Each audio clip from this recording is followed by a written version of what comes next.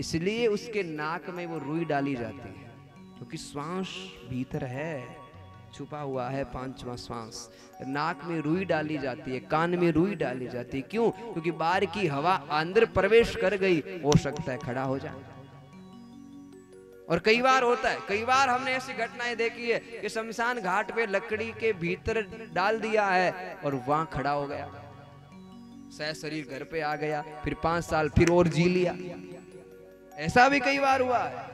इसलिए कान में रुई, नाक में रुई, सारे द्वार बंद कर दिए जाते हैं, वहां ले जाते हैं। कुपाल क्रिया होती, जिस समय कुपाल क्रिया होती है, ब्रह्मरंध्र द्वार यानी 5वां श्वास चला जाता है, उस समय सूतक लग जाता है, बड़ा बेटा अशुद्ध हो जाता है, उनके गोत्र 7 पीढ़ी तक अशुद्ध हो जाते हैं, सूतक लग जाता है। अच्छा जी, सुबह की बात कर लेते हैं। क्या एक बालक जन्म लिया और रोने की आवाज आई, बोले घर में बच्चा जन्म ले गया, इसके घर में तो सुआ लग गया। क्या सुआ लग जाता है? पूर्ण जन्म कब होता है? पूर्ण जन्म जब होता है कि जब नाल छेदन करते हो ना, माँ और बेटे का कनेक्शन काटते हो, उस समय। उससे पहले माँ बेटे का कोई रिश्ता नहीं है जी, कोई रिश्ता नहीं है। नाल छेदन हो जाता है। नाल छेदन के बाद अगर 45 मिनट तक बच्चा और बच्ची सुरक्षित है, नाल छेदन के बाद 45 मिनट तक कुछ भी हो सकता है, उसको कुछ भी, माँ को भी हो सकता है और बेटे को भी हो सकता है। इसलिए 45 मिनट तक माँ और बेटा दोनों सुरक्षित है तो वो पूर्ण जन्म माना जाता है, वो सुआ माना जाता है। उसके बाद नाल छेदन होते ही सुआ लग जाता है, हम अशुद्ध हो जाते हैं 21 दिन के लिए, 18 दिन, 17 जो भी होता है। कोई 5 दिन से नाम रख लेता है, 9, 27 जैसे महाराज नक्षत्र के हिसाब से नाम रख लिए जाते हैं। तो सुआ और सूतक आपके समझ में आ गया होगा। तो सुखदेव भगवान ने नाल छेदन नहीं करवाया, अपने खुद ही के हाथों से तोड़ करके हाथ में लेकर के वन की ओर रवाना हो गए। वन की ओर रवाना। माँ ने कहा बेटा क्या कर रहा है? क्या माँ और बेटे का रिश्ता नहीं जोड़ना चाहता? क्या गुरु का भार लेकर के जा रहा है, माता पिता का भार लेकर के जा रहा है? लेकिन सुखदेव तो हमारा परम ज्ञानी था। सुखदेव ने कहा माँ, कौन किसी की माता, कौन किसी के पिता, कौन किसी के गुरु, हम तो परमात्मा के भक्त हैं, हम तो परमात्मा की भक्ति करेंगे। निकल गए वन में। लेकिन बाप तो बाप होता है ना। वेद व्यास जी पुत्र वियोग में पीछे पीछे भागते भागते भागते भागते जा रहे हैं, भागते भागते जा रहे हैं। यम प्रभजन्तु मनपेतम पेत कृत्यम द्वैपायनो, बेटा रुक जा 2 मिनट के लिए। लेकिन बेटा नहीं रुका, वन में जा रहा, रोते हुए जा रहे हैं। और महाराज दौड़ता 12 वर्षीय हुआ, आगे आगे, पिता पीछे पीछे।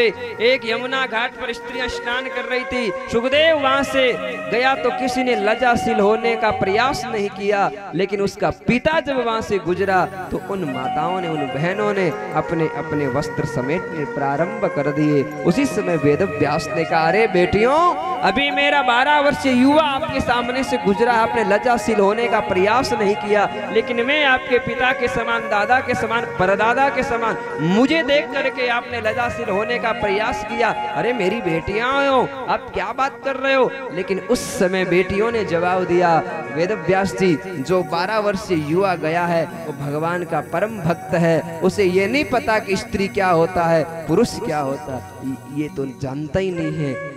उसके मन में काम भावना का कोई संदेश नहीं है। और पिताजी, आप तो जगत में रहे हो, आपको सब पता है, स्त्री क्या होती है, पुरुष क्या होता है, इसलिए हमने आपको देख करके लज्जाशील होने का प्रयास किया। बाबा जी सोच रहे हैं कि अरे मेरा बेटा इतना निर्गुण, इतना परम तत्व, इतना बड़ा ज्ञानी, जिसको देख करके लोग एक रात और दिन को एक समान समझ रहे हैं, फिर भी पीछे पीछे दौड़ रहे हैं। उसी समय भारत के पेड़ पौधों ने उत्तर दिया, बाबा जी क्यों दौड़ रहे हो, हमसे शिक्षा ले लो। भारत के पेड़ पौधों ने उत्तर दिया है, क्या? बोले हम साल में एक बार फल देते हैं। पेड़ खुद का पेड़ खुद खाता है क्या? पेड़, आम का पेड़ समझ लो, आम का पेड़ खुद खाता है क्या? आम है जी, बोलो तो सही, खाता है कि नहीं खाता?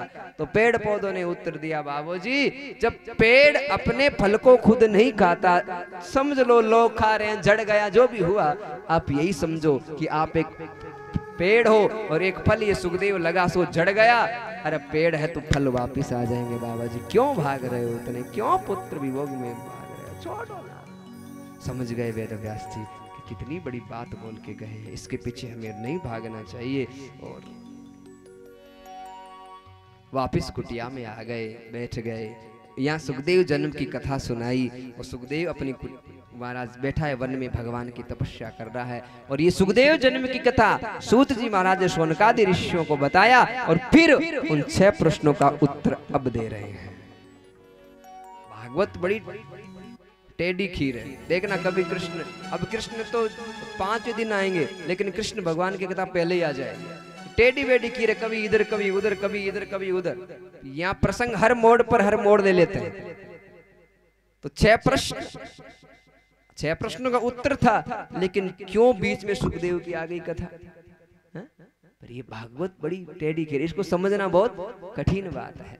अब सुखदेव की जन्म की कथा बता करके अब 6 प्रश्नों का उत्तर दे रहे हैं। हाँ जी, अब आपकी बारी है।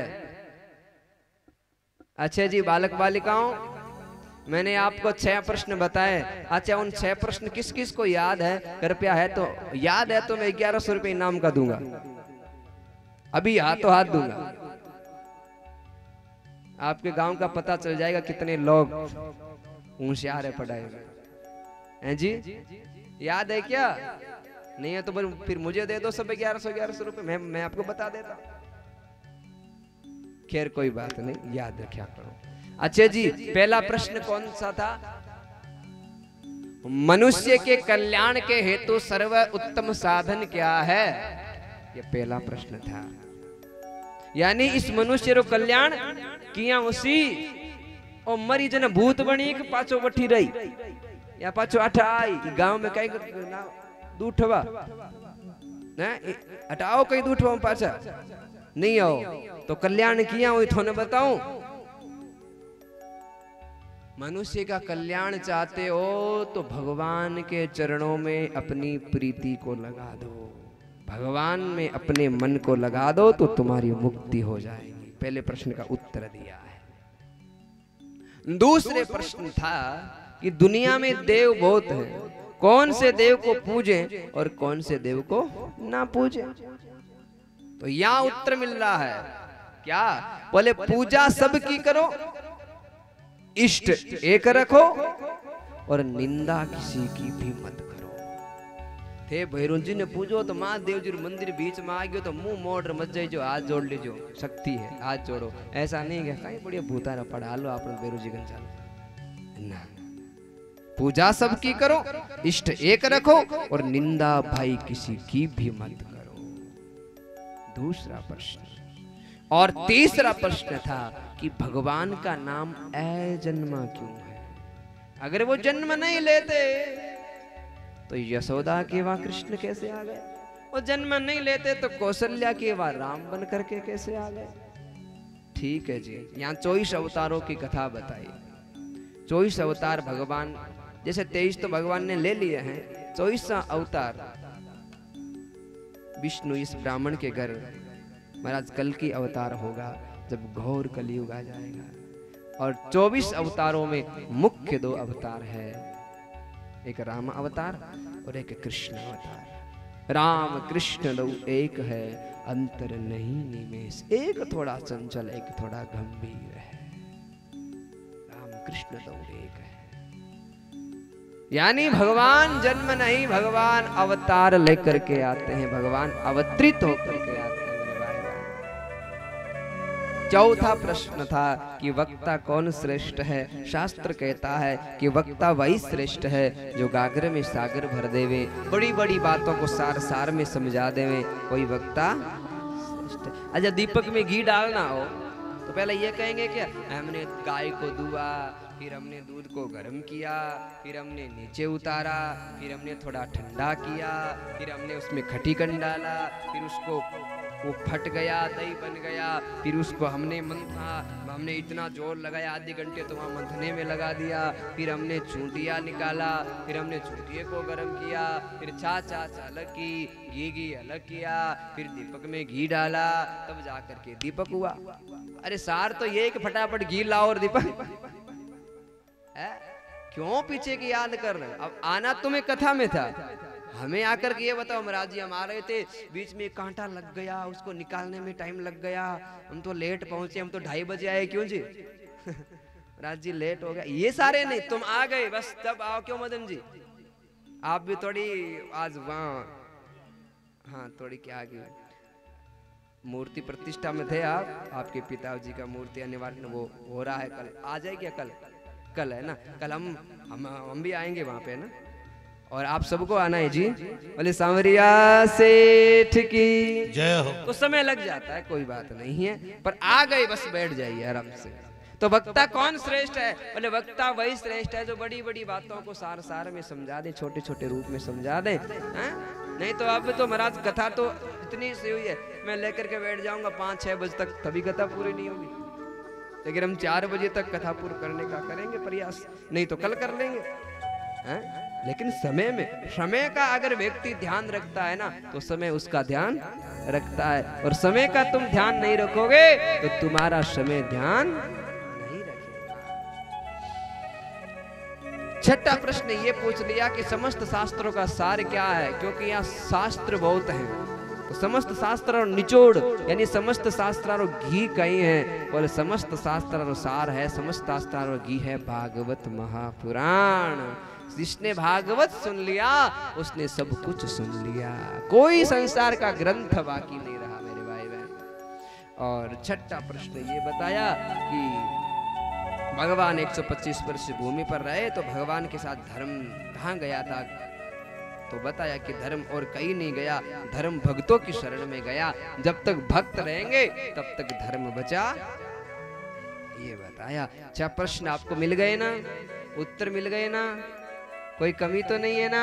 चलो आगे बढ़ते हैं। एक बार क्या हुआ, वेद व्यास जी महाराज अपनी कुटिया में बैठे थे। ध्यान से सुनना मेरे भाई बहन, भागवत का विस्तार हो रहा है। अभी तक तो भागवत 4 ही श्लोक में है, अब विस्तार होगा भागवत का। वेद व्यास जी महाराज एक बार अपनी कुटिया में बैठे थे, तो वहां नारद जी का आना हुआ, और नारद जी ने आकर के समझाया, और वेद व्यास को देखा तो आज वेद व्यास जी बड़े हताश मायूस दुखी है। तो नारद जी ने कहा कहीं हो वेद व्यास जी आज दुखी घना हो, इन्हें कहीं बात है? बोले क्या बताएं, हमने तो खूब ग्रंथ लिखे, लेकिन जैसा आनंद मिलना चाहिए था वैसा आनंद नहीं मिला। नारद जी ने कहा वेद व्यास जी आपने तो ग्रंथ तो बहुत लिख दिए, लेकिन सब ग्रंथों में ज्ञान ही ज्ञान भर दिया, श्लोक ही श्लोक भर दिया। कैसे?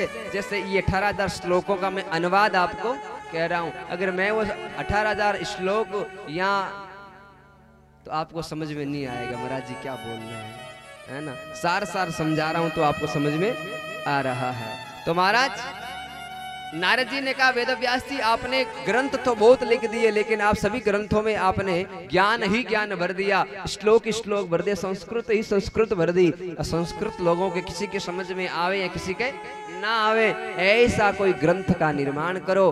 17 पुराण तो आपने लिख दिए, लेकिन 18वां पुराण आप लिखो। 17 पुराणों का नाम आपने पुराण लिख दिया, लेकिन 18वें पुराण का नाम आप महापुराण रखो। सबका निचोड़ कार करके उसमें सैंपल भरो ताकि लोगों को अच्छा लगे, है ना? तो वेद व्यास ने कहा अब मैं बूढ़ा हो गया, अब मेरे से ग्रंथ नहीं लिखे जाएंगे, बुढ़ापे में काहे क्या ग्रंथ लिखूं? अरे महाराज नारद जी ने कहा कि जब एक दासी का पुत्र नारद बन सकता है, तो तुम ब्राह्मण के बेटे होकर के कथा क्यों नहीं लिख सकते हो? कैसे लिखूं? बोले हम आपको 4 श्लोक दे करके जाते हैं, उन 4 श्लोकों का अभ्यास हो, और व्यास का मतलब यही होता है कि विस्तार करना। अब विस्तार कीजिए। उसी समय देव ऋषि नारद ने वेद व्यास को 4 श्लोक रटाए, और वेद व्यास ने 4 श्लोकों का विस्तार करना प्रारंभ किया है। 4 श्लोकों के 18,000 श्लोक बना दिए, 335 अध्याय बना दिए, और 12 स्कंद बना दिए, 12 भंग भागवत तैयार कर दिए। ये अब ये तैयार हुई। भागवत तैयार होगी, लेकिन वेद व्यास जी के मैं तो बूढ़ो घणो, हमें कहीं घोड़ा खड़ सका आपा तो भाई, तो ओ धन एड़ा बेटन देऊं, एड़ा बेटन दे दूंगा जो तो महाराज महाराज बेच रखा जाए वाला। दान भी सुपात्र को दिया जाए। बाप के 5 बेटा हुए, ध्यान से सुन जो हमारा समझ में आ जाई थोने। 5 बेटा हुए, बाप ने ध्यान है कि केड़ो बेटो मारो महाराज बढ़िया हमारी सेवा करी, केड़ो नहीं करी। अच्छा जी, बडेर का होता है मकान, वो किसके पास रहता है? छोटे बेटे के पास। लेकिन आज अधिकांश में देख रहा हूँ बड़ा ही बड़ा बेटा तो बडेर में रह रहा है और बाकी सब अलग हो गए। क्यों? क्योंकि पिता को पता है बाकी सब मेरे काम के नहीं है, ये मेरी सेवा करेगा, यानी ये संभाल करके रखेगा, उसको घर की चिंता है, बाकी सब बेच के खा जाएंगे। तो वेद व्यास ने कहा कि भागवत कथा किसके नाम करो, ऐसे वैसे के नाम कर दूंगा तो बेच के खा जाएंगे, अब किसके नाम करो। ध्यान लगाया, मुद्रा में बैठे ध्यान लगाया, ध्यान में अपना ही पुत्र सुखदेव आया कि मेरा ही सुखदेव भागवत के लायक है। लेकिन क्या करूं, सुखदेव को कौन लाए, वो तो वन में बैठा है, वो तो बैठा तपस्या में। किसी ने कहा कि तपस्या में छो बैठा, लेकिन भागवत के श्लोक इतने प्रभावशाली है सज्जनों, जो कभी कथा में नहीं आया ना, वो भी भागवत 4-5 दिन नहीं आएगा, लेकिन एक दिन तो उसे आना ही पड़ेगा। हमें तो बीती बात है, कई गांव में जाते हैं तो ऐसे होते हैं, सब कुछ होता है ऐसे। हमारी भी टांग खिंचाई करने में कमी नहीं रखते हैं लोग, लेकिन हम चुप रहते हैं। हमें केवल गौ माता की सेवा करना है। मौनम स्वीकृति लक्षण, मौन रहो। मौन रहना ही सबसे बड़ी साधना है सब दुनिया में, मौन रहा करो। लोग कहें तो क्या लेंगे,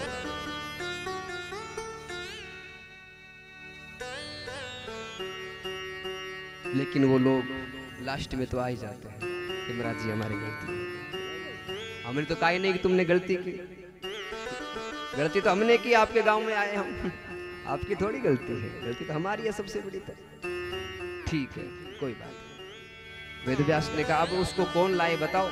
तो कुछ शिष्यों को भागवत के श्लोक रटाए, भागवत के श्लोक रटा करके कहा जाओ जहाँ सुखदेव तपस्या में बैठा है वहां जाकर के भागवत के श्लोक रटना प्रारंभ करो, ताकि वो खींच करके आ जाए। सुखदेव के पास में शिष्य लोग गए और क्या भागवत के श्लोक का गायन किया है।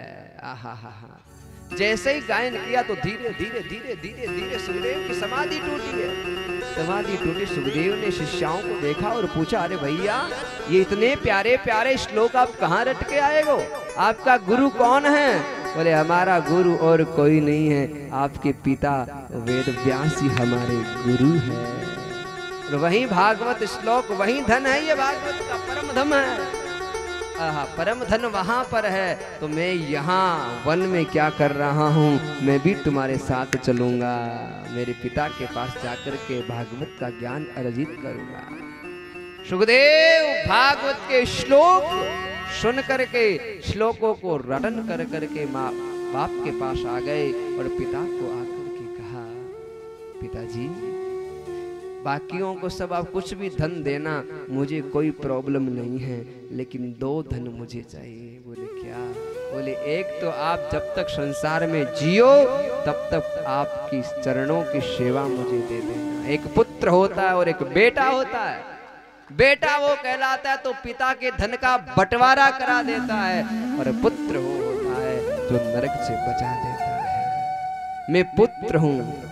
शास्त्रों में कभी बेटे शब्द का उल्लेख नहीं आया है, शास्त्रों में यही कहा गया है, लिखा ये गया है कि फलाने के पुत्र ने ये किया, फलाने के पुत्र ने ये किया, बेटा शब्द नहीं कहा है। ठीक है, दंत कथाओं में हो सकता है, उसकी मैं जिम्मेदारी नहीं ले सकता, लेकिन सच्चा अगर ग्रंथ है उसमें बेटा शब्द का अनुभव नहीं किया गया है, पुत्र शब्द को लिखा गया है। पुत्र पुत्र पुत्र पुत्र पूत नाम के नरक से बचा देता है, वो पुत्र कहलाता है। पिताजी एक तो तुम्हारे चरणों की सेवा हमें दे दो, और दूसरी ये भागवत नाम का ग्रंथ है ये मेरे नाम कर दो, और मुझे कोई आपसे कितने प्लॉट है कितनी माया है तुम जानो, तुम्हारा काम जाने, किसी को दो, हमें कोई मतलब नहीं, एक तुम्हारे चरणों की सेवा हमें दे दो। एक भागवत नाम रो ग्रंथ है वो हमारे नाम लिख दो, ये सुखदेव रे नाम वो भागवत रो ग्रंथ। पिताजी की आंखों में आंसू आ गए, अश्रुधारा, और पिता ने भागवत नाम का ग्रंथ था तो अपने सुखदेव के नाम कर दिया। पिताजी को चले गए। और वही भागवत कथा सुखदेव ने सुनी और सुखदेव ने क्या भागवत को घोटा है। और तोता होता है ना, तोता अगर मिर्च को भी मुख लगा देता है ना, वो मिर्च भी मीठी हो जाती है। तो ये भागवत नाम का फल मीठा तो था ही, लेकिन ऊपर से सुखदेव की चोंच लग गई, सुखदेव का मुख लग गया तो और मीठा हो गया और रस।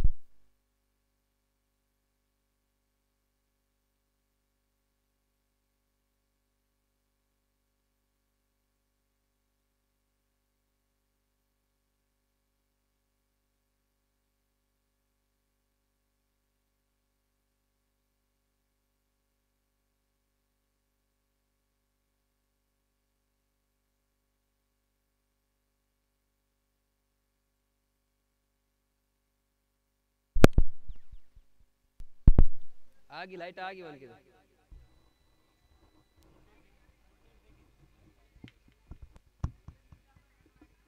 राम राम राम राम। ए कौन है भाई मां? वैशालीन कबूतरीन केड़ा नाम राख्यो है छोरिया?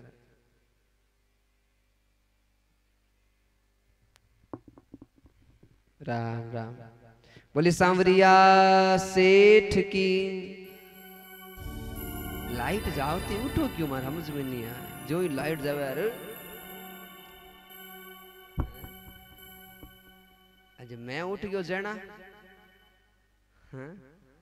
बोलिए सांवरिया सेठ की। अरे आसन को जीतो, ये भी एक साधना है। हमें अगर 8 घंटे भी बिना पानी, मैं कभी व्यासपीठ पर पानी नहीं पीता हूँ। हाँ कोई इमरजेंसी हो गई तो वो एक अलग चीज है, लेकिन बिना इच्छा के भाव होकर के हम क्या करते हैं, 1 घंटे पहले पानी पीना बंद कर देते हैं कथा के। यानी 11 बजे हमारा पानी बंद हो जाता है, पानी पीना हम, और फिर 1 घंटे बाद पीते हैं। कब? यानी 11 बजे पानी पीना बंद करते हैं।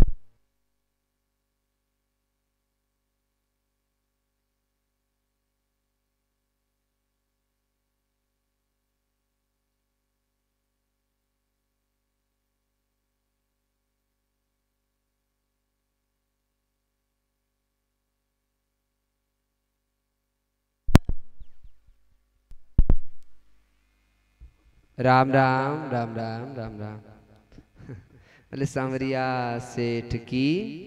यानी 11 बजे पानी पीना बंद करते हैं, 1 घंटा बाद पीते। क्यों? यहाँ से उठकर तुरंत पानी पी लिया तो गला गर्म रहता है, दूसरे दिन कर लीजिए कथा। 11 बजे से लेकर के 6 बजे तक बिल्कुल पानी बिना। तो ये एक तपस्या ही तो है। और आप तो थोड़ी लाइट गई रहे, तू चाल मैं आया। मत करो माताएं बहने, थोड़ा सा शांत रहें। और बोली सांवरिया सेठ की। वही भागवत महापुराण सुखदेव ने परीक्षित को सुनाई, और परीक्षित भागवत कथा को सुन करके भव सागर से पार हो गया। सुखदेव की बात जब आई और परीक्षित की बात जब आई, तो सौनकादि ऋषियों ने सूत जी से पूछा कि ये परीक्षित कौन है, परीक्षित के बारे में हमें बताएं। एक बार बाहर ले जाओ बेटा को, एक बार बाहर घुमा कर ले आओ ताकि खुश हो जाएगा। यूट्यूब में वही इसकी आवाज आ रही है, रोने की। हाँ कमेंट आते होंगे, महाराज जी बच्चा कहाँ रो रहा है। अगर बाहर ले जाओ बेटा इनको, किसका बेटा है, बाहर ले जाओ, एक बार बाहर घुमा के ले आओ एक बार। ए बेटा देखो देखो, हटे हाथ फेरे पंफोड़े, हटे खड़ा हो जाओ ने एक बार। ओले सांवरिया अनारो जिद थोन ठा है के तो बाल हटे तो उठान छोड़। भगवान भी कृष्ण भी उठाता, यशोदा उठ बाहर घुमा के ले आ मुझे। बोली सांवरिया सेठ की। तो सोनकादि ऋषियों ने पूछा कि ये परीक्षित कौन है जो भागवत सुनकर के भवसागर से पार हो गया। उस समय ध्यान से सुनना, परीक्षित कौन है ये प्रसंग मैं आपको सुनाने जा रहा हूं। बड़ा अद्भुत प्रसंग है साहब, महाभारत का प्रसंग है, और महाभारत का हर एक प्रसंग सुनने के लायक है साहब। सूत जी महाराज ने शौनकादि ऋषियों को परीक्षित जन्म की कथा बता रहे हैं। ऋषियों, बात उस समय की है, ध्यान से सुनना मेरे भाई बहन, बात उस समय की है जिस समय महाभारत युद्ध हुआ और भीम के द्वारा दुर्योधन की जंघाओं को तोड़ दिया, शरीर को मरोड़ दिया, रण क्षेत्र में पड़ा है लेकिन मर नहीं रहा है। उसी समय द्रोणाचार्य का पुत्र अश्वत्थामा, जो दुर्योधन का गुरु भाई है, द्रोणाचार्य जी, द्रोणाचार्य का पुत्र अश्वत्थामा कृपी का एक इकलौता बेटा अश्वत्थामा के पास आया और महाराजा दुर्योधन के पास आया अश्वत्थामा और पास आकर के बोला, अरे दुर्योधन, भीम ने थोड़ी जंगा तोड़ दी, शरीर पूरा मरोड़ दियो, तो ही तो मर क्यों नहीं रही हो, थारो प्राण क्यों नहीं जा रही हो, आखिरी इच्छा कहीं है थारी, बता तो सही। भाई आदमी कोई श्वास नहीं छोड़ते, हम पूछते हैं कि तेरी आखिरी इच्छा कहीं है, बता, थो जो कहीं मैं पूरी कर, मैं तो जना बैठिया बची थोड़ी छोड़ा, थोड़ी आखिरी इच्छा कहवा का नहीं कहवा। अश्वत्थामा ने दुर्योधन से पूछा, रे दुर्योधन भाई थोड़ी आखिरी इच्छा कहीं है, आखिरी इच्छा तो बता। उस समय दुर्योधन ने कहा, अच्छा अश्वत्थामा, तू मेरी आखिरी इच्छा पूर्ण करने के लिए आया है? बोले बिल्कुल, हम तेरी आखिरी इच्छा पूर्ण करने के लिए आए हैं। बोल क्या इच्छा है? बोले मेरे प्राण तभी निकलेंगे जब पांचों पांडवों के शीश मेरे सामने आ जाएंगे। और दुर्योधन को श्राप भी था कि तेरे सामने दुख और सुख दोनों एक साथ आएंगे ना तो तेरे प्राण निकल जाएंगे। दुर्योधन ने कहा, मुझे पांचों पांडवों के शीश मेरे सामने आ जाएंगे ना तो मेरे प्राण निकल जाएंगे। अश्वत्थामा ने कहा, बस इतनी सी छोटी बात, अरे ये तो मेरे दाएं हाथ का खेल है, अभी गया अभी आया। दुर्योधन ने हंस करके कहा, हम 100 कौरव थे लेकिन 5 को भी नहीं मार पाए और तुम अकेले होकर के कह रहे हो मैं हमें अभी गया और अभी आया, क्या बात करते हो? बोले दुर्योधन, ये अश्वत्थामा है, ये द्रोणाचार्य का पुत्र है, अभी गया ना अभी ठीक है, ले आ। अश्वत्थामा ने संकल्प लिया कि मैं पांचों पांडवों के शीश आप सामने लाकर के धर दूंगा। अरे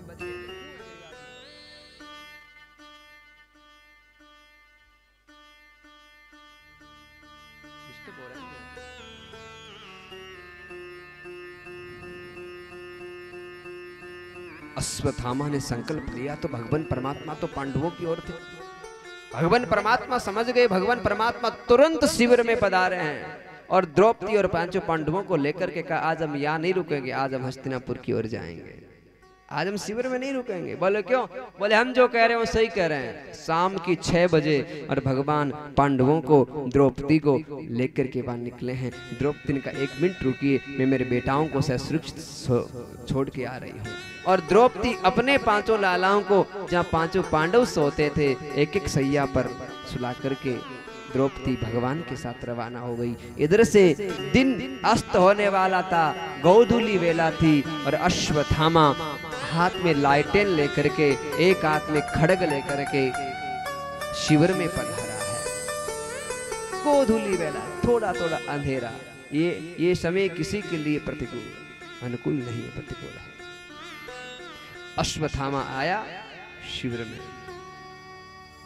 देखा तो 5 सो रहे हैं।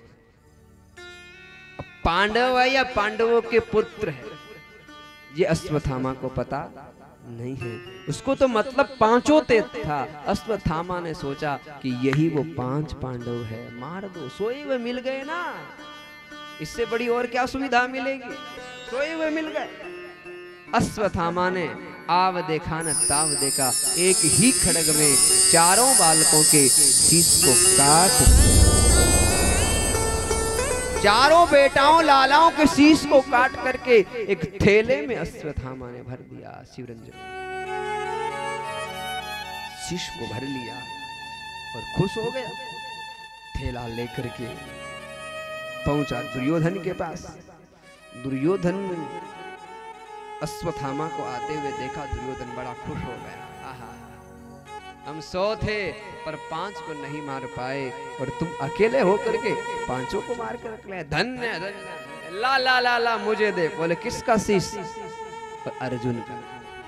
क्योंकि दुर्योधन ज्यादा बैर किससे करता था? अर्जुन से। ला शीश दे अर्जुन का। अब बालक का शीश और जवान का शीश और बूढ़े के शीश में फर्क होता है मेरे भाई। और जैसे ही छोटे से बालक का शीश दुर्योधन के हाथ में दिया और दुर्योधन ने जोर से दबाया तो शीश फूट गया। शीश फूट गया। उसी समय दुर्योधन को पता चला ये पांडव नहीं है, ये पांडवों के 5 पुत्र हैं।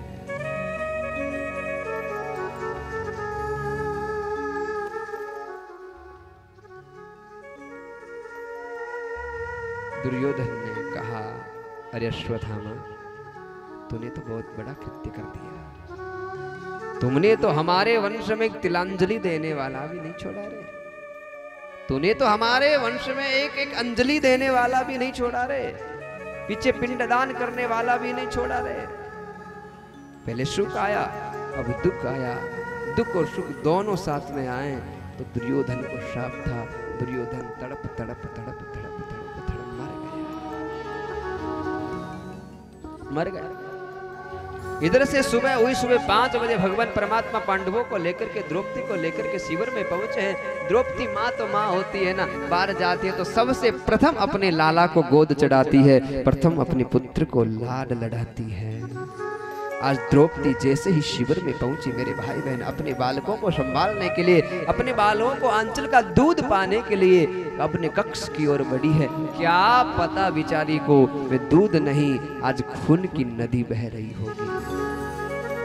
जैसे ही द्रौपदी अपने कक्ष को खोला, लग रहा है किसी ने कैन भर के या खून बिखरा दिया हो, ऐसी नदी वहां से बह रही है, प्राप्त हो रही है। द्रौपदी के मन में बड़ा कष्ट हुआ, कहीं मेरे लालाओं के साथ कुछ हो तो नहीं गया।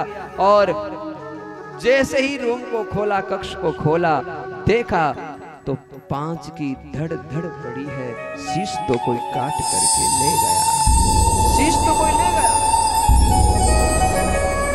द्रौपदी ने, माँ का एक इकलौता बेटा मारा जाता है, उस माँ की क्या हालत हो जाती है। लेकिन इस द्रौपदी के तो 5-5 बेटे मारे गए।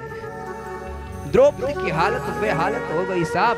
द्रौपदी तो वहीं पर बेहोश होकर के चक्कर खाती हुई धरती पर धराशायी हो गई। उसी समय अर्जुन ने देखा कि द्रौपदी धरती पर क्यों पड़ गई है। अर्जुन दौड़ा दौड़ा आया। अर्जुन ने आकर के जो ही कक्ष में प्रवेश किया, खून की नदी, चारपाई की ओर देखा, सभ्या की ओर देखा तो 5 पुत्रों की धड़ धड़ पड़ी है। शीश को कोई काट कर ले गया।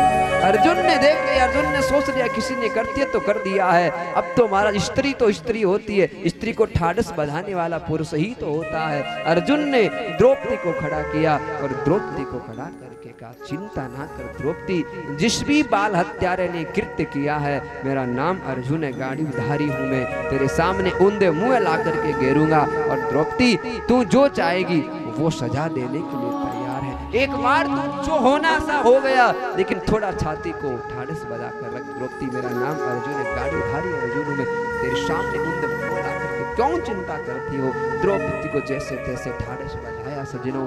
उस समय भगवान परमात्मा अर्जुन के साथ रथ पर आरूढ़ होकर के अश्वत्थामा की ओर चल रहे हैं। बीच रास्ते में जैसे भगवान परमात्मा और अश्वत्थामा को लाने के लिए जा रहे हैं, उसी समय अश्वत्थामा ने अर्जुन पर ब्रह्मास्त्र का प्रयोग कर दिया है बीच रास्ते में। और अश्वत्थामा ने जैसे ब्रह्मास्त्र का प्रयोग किया है, ब्रह्मास्त्र आकाश मार्ग से जलाने के लिए अर्जुन को आ रहा है। अब अर्जुन भी ब्रह्मास्त्र छोड़ना तो जानता है, लेकिन परमात्मा बेटे हैं और बड़ा जब बेटा हो उस समय अपने कार्य को करना शुभ नहीं है, पहले उनकी आज्ञा को पाना सही है। इसलिए भगवान परमात्मा की ओर अर्जुन ने आंख मिलाई, आंख से आंख मिली और अर्जुन ने कहा, भगवान परमात्मा देख के आकाश के मार्ग से मुझे ब्रह्मास्त्र जलाने के लिए आ रहा है। भगवान ने कहा, अर्जुन तू क्या मेरा मुख देख रहा है? जहर को जहर से हटाया जाता है, लोहे को लोहे से काटा जाता है। तुम भी अपना ब्रह्मास्त्र छोड़ दीजिए और इसको मिटा दीजिए। उसी समय अर्जुन ने भगवान के कहने पर अर्जुन ने अपने ब्रह्मास्त्र का प्रयोग किया है और दोनों ब्रह्मास्त्र आकाश में टकराए हैं और आकाश में दोनों ब्रह्मास्त्र टकरा करके आग अग्नि जैसा बबुला बनकर भूमि पर गिरने वाला था। भूमि महाप्रलय की ओर जाने वाली थी। उसी समय भगवान परमात्मा ने अर्जुन से कहा, अर्जुन अर्जुन अर्जुन, ब्रह्मास्त्र का श्रृंगार कीजिए, नहीं तो भूमि को कष्ट होने वाला है, भूमि महाप्रलय की ओर चली जाएगी।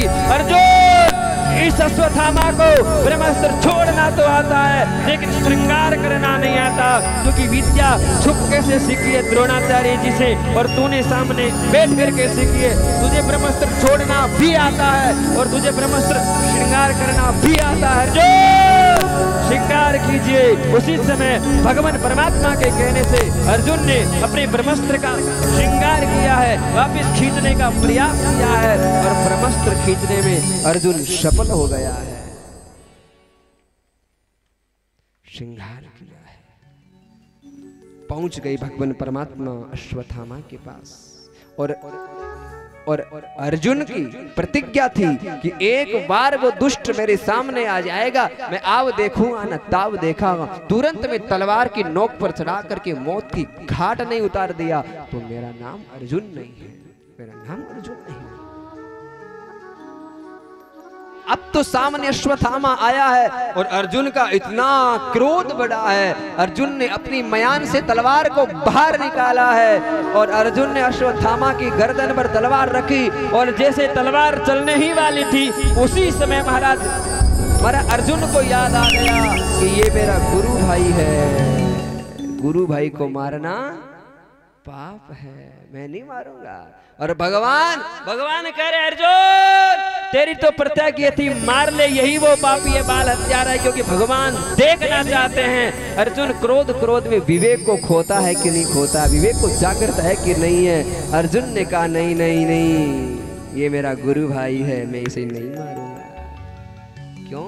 क्योंकि क्रोध तो आए लेकिन विवेक को जागृत रखना। कई की बाया महाराज क्रोध आवे नहीं कहीं करे ऊपर कमरे में जावे और महाराज मिट्टी वालों तेल ऊपर उडेल लेवे, पछ तुड़ी लगा लेवे, क्रोध में तुड़ी लगा लेवे, पछ के बलू रे तो बे कुन क्यों बलने रहो?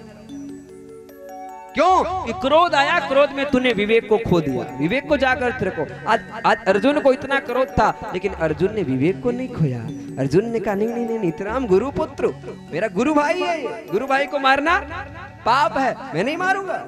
भगवान ने कहा कर ले प्रतिज्ञा पूरी। नहीं नहीं भगवान, मैं नहीं मारूंगा। अश्वत्थामा को रस्सियों से बांध करके रथ के पीछे घसीटते हुए द्रौपदी के सामने ला करके ऊंधे मुंह गिरा है और द्रौपदी को अर्जुन बोला है, बोलो द्रौपदी, यही वो बाल हत्यारा है, क्या सजा देनी है? एक माँ की वेदना माँ समझ सकती है ना। द्रौपदी ने कहा मुच्यताम मुच्यताम मुच्यताम मित्राम गुरु पुत्र, छोड़ दो छोड़ दो छोड़ दो। अर्जुन ने कहा क्या बात है, तेरा माथा तो सही है ना द्रौपदी, तेरे 5-5 बालक इसने मारे, तुम कह रहे छोड़ दो, ये कौन सा न्याय हुआ? लेकिन वो माँ, एक माँ की वेदना समझ सकती है। माँ समझ गई कि मेरे बालक 5-5 मारे गए हैं, इतनी तड़प रही हूँ, लेकिन ये तो अपनी माँ का एक ही तो बेटा है, ये भी अगर मारा जाएगा तो उस माँ की क्या हालत होगी? अरे अश्वत्थामा जो द्रोणाचार्य का और उसकी माँ का नाम कृपी, एक ही तो बेटा है, उस माँ की क्या हालत होगी? अरे तू रो रही है ना?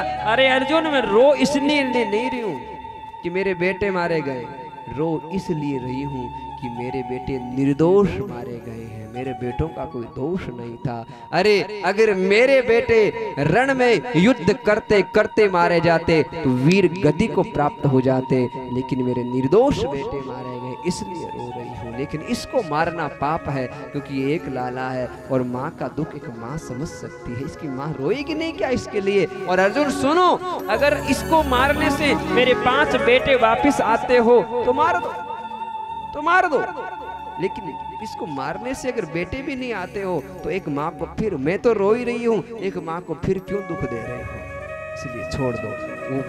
वो माताएं थी साहब, और आज की माता कोई थप्पड़ मार देना तो क्या इसको मार दो, क्योंकि अंदर वात्सल्य नहीं है।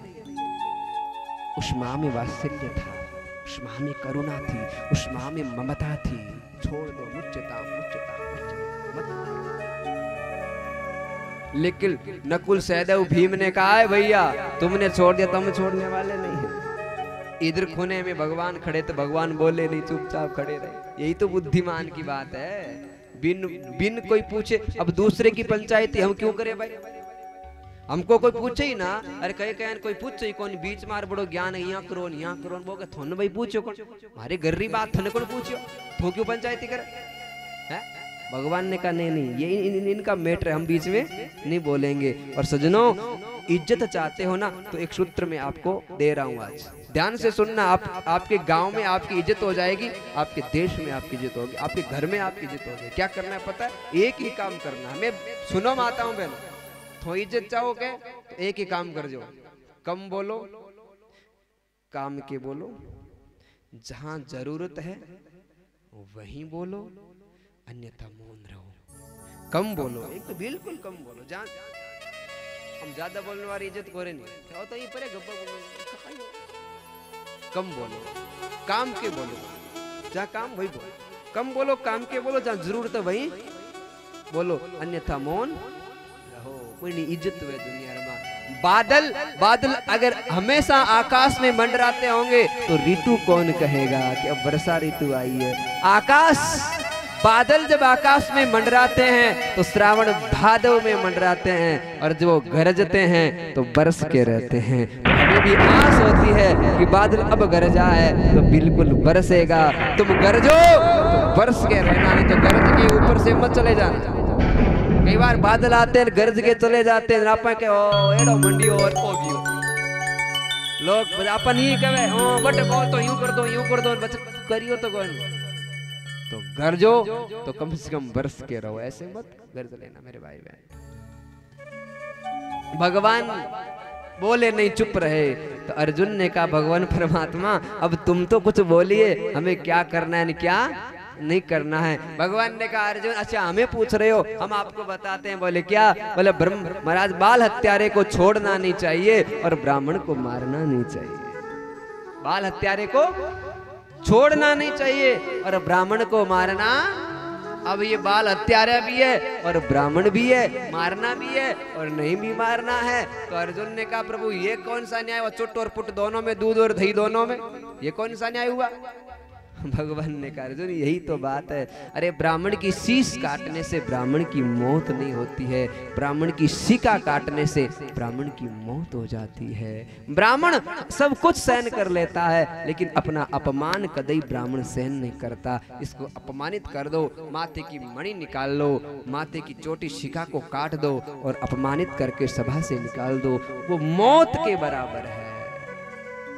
शीश काटने से तो सज्जनों एक बार में ही मौत हो जाती है, मर जाता है, लेकिन वे इज्जत होने वाला व्यक्ति सुबह सुबह उठते ही मरता है, रोज मरता है।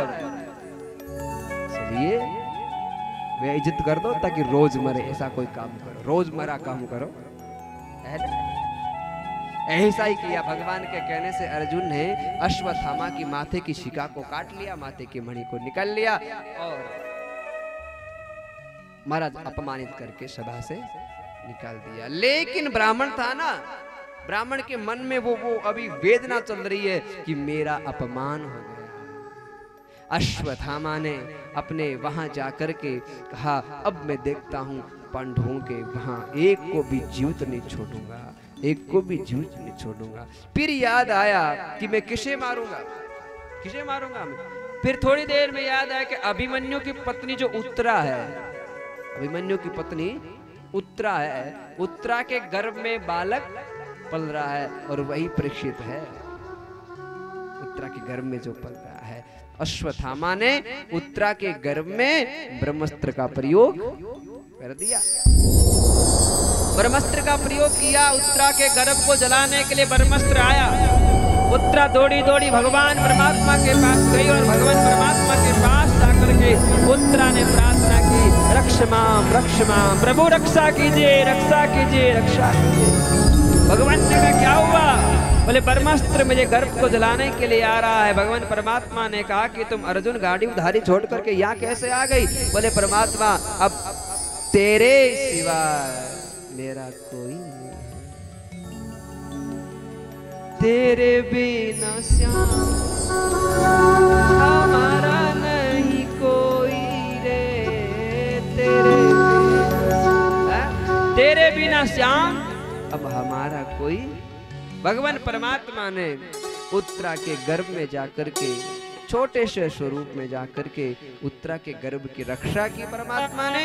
और जब उत्तरा के गर्भ की भगवान रक्षा कर रहे थे, अश्वत्थामा ने सोचा अब मैं देखता हूं, भगवान तो उत्तरा के गर्भ में चले गए, अब मैं पांडवों की रक्षा कौन करता है। उसी समय 1 नहीं 2 नहीं 3 नहीं 4 नहीं 5 ब्रह्मास्त्र अश्वत्थामा ने पांडवों पर दान दिए हैं और 5 ब्रह्मास्त्र छोड़ दिए हैं और 5 ब्रह्मास्त्र पांडवों को जलाने के लिए आ रहे हैं। भगवान ने कहा ये क्या हो रहा है? उसी समय मेरे परमात्मा ने एक स्वरूप में उत्तरा के गर्भ की रक्षा कर रहे हैं। एक ही शक्ति 2 स्वरूप में प्रणीत हुई है। एक शक्ति उत्तरा के गर्भ की रक्षा कर रही है और दूसरी शक्ति पांडवों को 5 बाणों से बचा दिया। भगवान ने, एक ही भगवान 2 जगह रक्षा कर रहे हैं, इसी को ईश्वर कहते हैं साहब। और भगवान उत्तरा के गर्भ की रक्षा करके जब बाहर आए ना मेरे भाई बहन, तो भगवान की भुआ कुंता जी, कुंती कह दो, कुंता जी कह दो, भगवान के चरणों में प्रणाम किया। भगवान के चरणों। अच्छा जी, प्रणाम किसको किया जाता है? बड़ा होता है, ईश्वर होता है, उसको प्रणाम किया जाता है। अच्छा जी, भुआ भतीजे को प्रणाम हो सकता है क्या? है? लेकिन भतीजा अगर साधु है, संत है, तो भुआ उसको प्रणाम कर सकती है। ये सत्यता है क्योंकि साधु है। अच्छा जी, कुंता जी भगवान को आज तक तो भतीजा समझती थी, लेकिन आज भुआ ने ये जो कृत्य देखा, एक ही शक्ति 2 जगह रक्षा कर रही है, इसका मतलब ये साक्षात नारायण है। तो भुआ ने भगवान के चरणों में प्रणाम किया। भगवान परमात्मा ने कहा बुआ जी ये उल्टा सिस्टम कैसे है? मुझे आपके चरणों में प्रणाम करना चाहिए और तुम तो हमारे चरणों में प्रणाम कर रहे हो, ऐसी कौन सी बात हो गई भाई?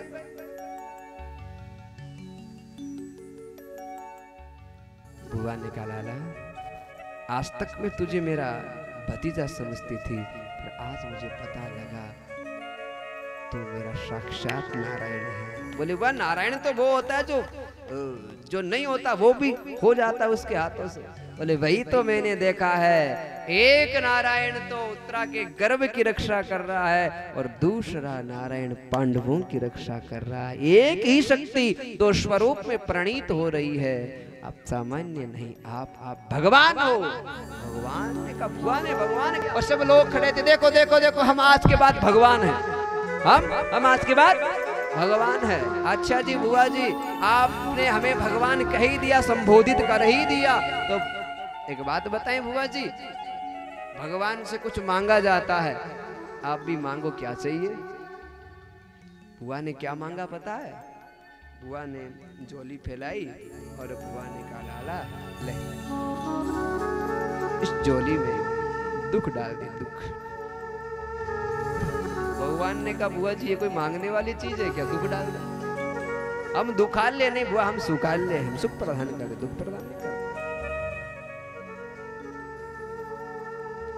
दुख कोई मांगने वाले? और आपके जीवन में बुआ कितना दुख आया, आपका पति मिला तो पीलिए का मरीज, एक बेटा बस वो भी चला गया, आपके जीवन में क्या दुख कम आए और फिर भी आप दुख की कामना कर रहे हैं? बुआ ने कहा यही तो बात है, दुख रहेगा तो तुम्हारी याद बनी रहेगी।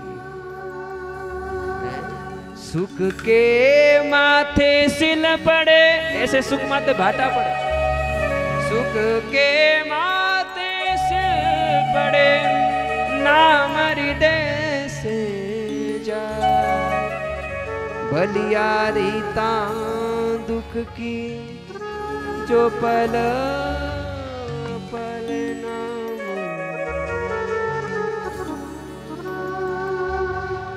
ऐसा दुख दो दुख में सुमिरन सब करे, सुख में करे न कोयो, जे सुख में सुमिरन करे भैरा दुख काहे को।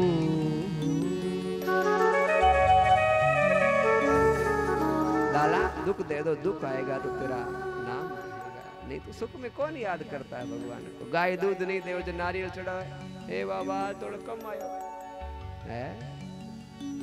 अरे बाल्टी भर भर के लाए तो भगवान को भोग ही ना लगा, तुरंत रसोई में जाए, 4 लोटा पानी डाले गाड़ी वाले को तो ला देवे है।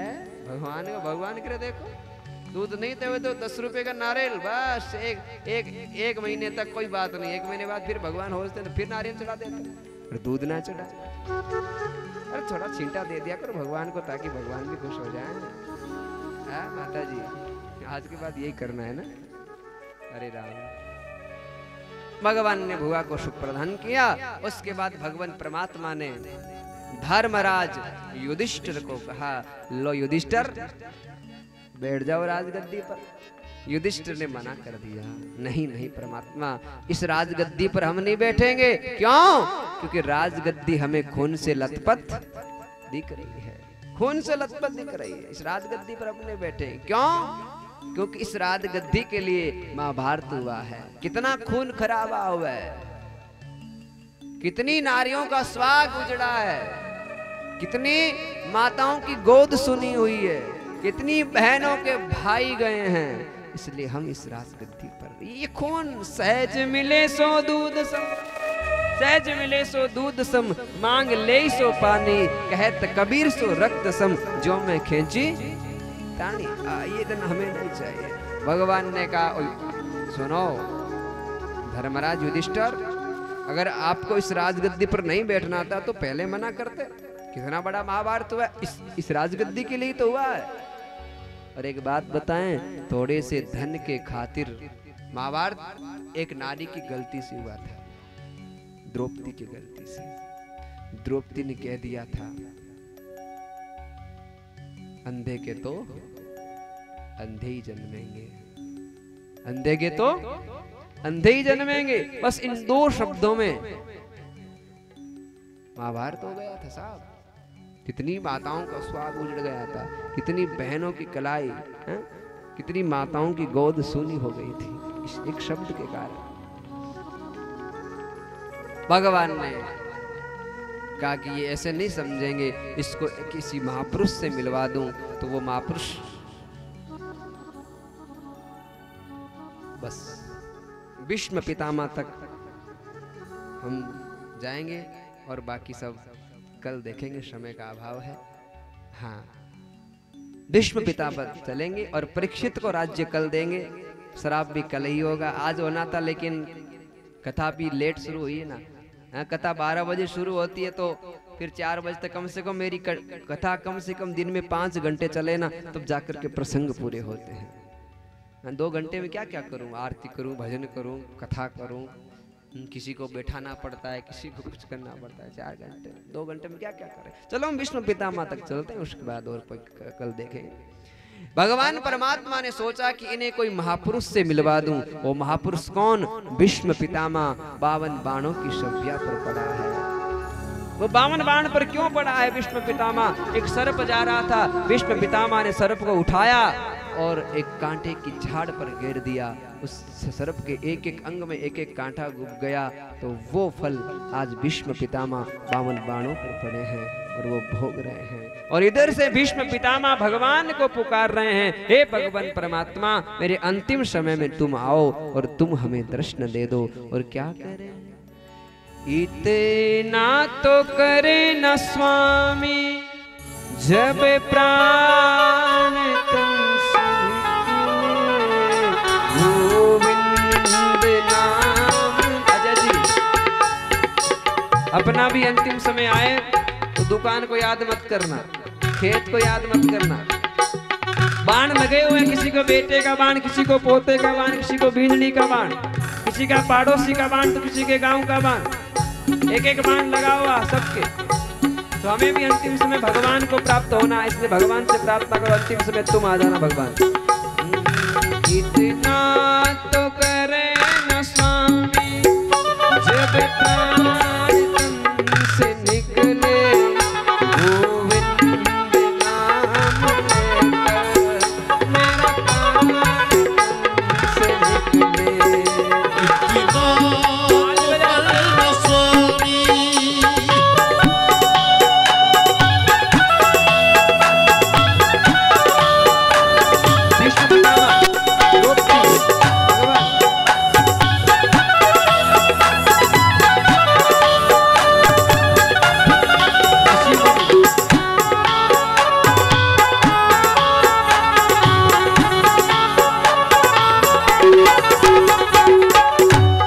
और विष्णु पितामह की एक एक वाणी सुनिए कि मैं मरूं तो कौन सा स्थान मेरे लिए चुनिंदा होना चाहिए।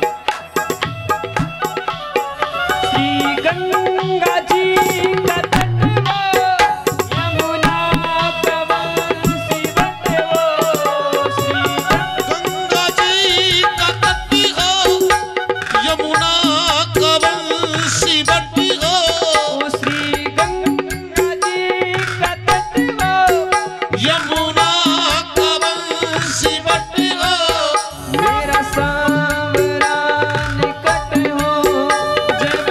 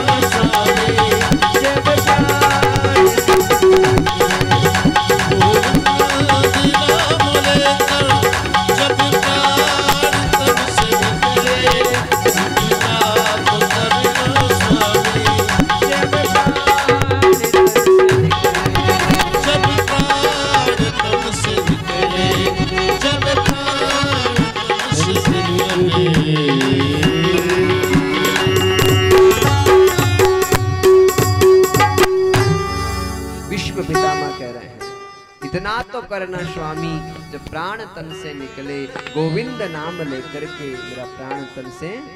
और भीष्म पितामह छोटी सी प्रार्थना और कर रहे हैं। हाँ जपते जपते, और ये सबको करना है, मेरी भी आपकी भी सबकी प्रार्थना है, क्योंकि एक दिन मरना है सबको।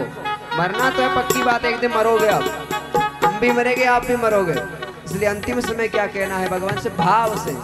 हाँ मैं तो कहता हूँ प्रभु जब मेरी मौत आए ना, बस और कुछ नहीं करना, बस मौत आए उस समय ये व्यासपीठ हो, और इस व्यासपीठ पर ही अगर मेरे श्वास निकल जाएं, इससे बड़ी और कोई उपलब्धि नहीं हो सकती इस संसार। और भगवान से क्या कहना है, जपते जपते तेरा नाम, जपते जपते इस तन से प्राण निकले, इस तन से प्राण निकले, तेरा नाम जपते जपते ओ तेरा नाम भजते भजते इस तन से प्राण निकले, इस तन से प्राण निकले, तेरा नाम जपते जपते। लोग ताली बजा के भगवान से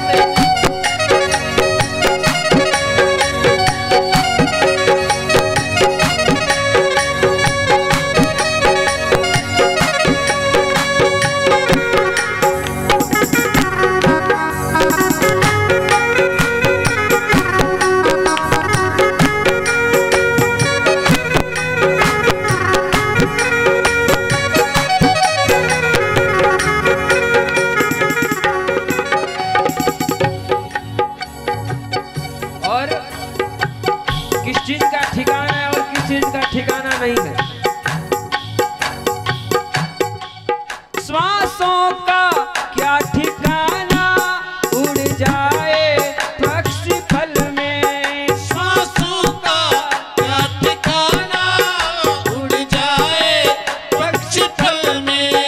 श्वासों का क्या ठिकाना, उड़ जाए पक्षी फल में। हो बसेरा तेरे दर पे, बसेरा तेरे दर पे, तेरा नाम जपते जपते, तेरा नाम भजते भजते इस तन से प्राण निकले, इस तन से प्राण निकले। तेरा नाम भजते भजते ओ तेरा नाम जपते जपते हो।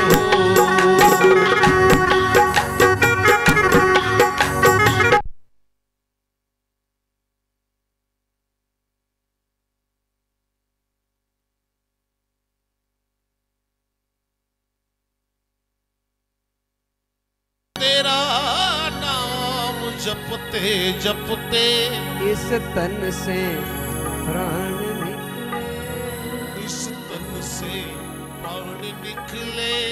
नरकाया देने वाले, नरकाया देने वाले नारायण तेरा चोला, नरकाया देने वाले नारायण तेरा चोला। अर्पण है तेरा तुझको। अच्छा जी, किसी का शर्ट मांग करके पहन के जाते वापस देते कि नहीं देते, उसको लब भी तेरा अर्पण है। ये किसका शरीर है, ये भगवान का है। अर्पण है तेरा तुझको, अर्पण है तेरा तुझको, तेरा नाम जपते जपते, ओ तेरा नाम जपते जपते इस तन से इस तन से प्राण निकले।